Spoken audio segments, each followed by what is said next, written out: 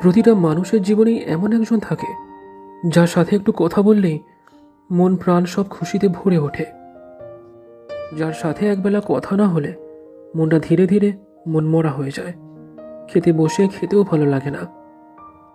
জীবনের ওই বিশেষ মানুষটা সবার থেকে সুন্দর নয়, তার থেকেও অনেক সুন্দর মানুষ আছে।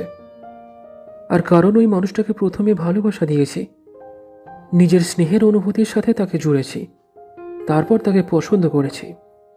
হ্যাঁ, এটা সত্যি, আগে ভালোবাসার জন্ম হয়েছে, তারপর পছন্দ বলে জিনিসটা হয়েছে। তাই ওই মানুষটা আমার কাছে না এক সত্যিকারের বিশেষ মানুষ, যার গুরুত্ব আমার কাছে অনেকটা, যার মূল্য আমার কাছে অনেকটা। যদি কাউকে দেখে আগে পছন্দ হলে তারপর ভালোবাসবে, এমনটা ভেবে থাকো, তাহলে না ভালোবাসতে পারবে, না সারা জীবন পছন্দ করতে পারবে। কোনো মানুষ কখনো সারা জীবন পছন্দ মতো হয়ে থাকে না, কারণ পছন্দের জিনিসটা অপছন্দ হতে বেশি সময় লাগে না। তবে ভালোবাসার জিনিসটা কখনোই ঘৃণাতে পরিণত হয় না। দুটো মানুষ একসঙ্গে থাকুক বা না থাকুক, ভালোবাসা একবার হয়ে গেলে সত্যি বলতে তাকে আর থামানো যায় না। প্রতিটা মানুষের জীবনে এমন একজন থাকে যাকে শুধু এক পলক দেখার জন্যই চোখ দুটো না ছটফট করে।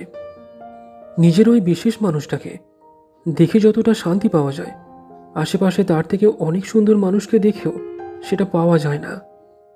তাকে দেখে যেন স্বাদ মেটে না, যতই দেখি যেন আরও দেখা বাকি। নিজের মতো একই মানসিকতার কাউকে খুঁজে পাওয়াটা সে এক বিরাট ভাগ্যের ব্যাপার, অথবা এক প্রকার আশীর্বাদ বলা চলে। মানুষটা এক প্রকার জীবন্ত আয়নার মতো সামনে থাকে, যেখানে নিজের সমস্ত ভাবনা কল্পনাগুলো প্রতিফলিত হতে দেখা যায়। কোনো রকমের ভুল বোঝাবুঝি ছাড়াই তার সাথে যেন যে কোনো বিষয়ে নির্দ্বিধায় আলোচনা করতে পারি। তোমার চোখ দেখে অথবা মুখের ভঙ্গি দেখেই যেন সে বুঝে ফেলে মনের না বলা কথাগুলো। ঠিক যেমন কোনো কিছু নিজের কাছে লুকানো যায় না, তার কাছেও সেটা করা যায় না। তাই যদি জীবনে এমন কোনো মানুষকে খুঁজে পাও অথবা জীবনে থাকে, তাহলে তোমার থেকে ভাগ্যবান বা ভাগ্যবতী আর নেই পৃথিবীতে। এটা এক প্রকার আশীর্বাদ, যেটা সবার কাছে থাকে না।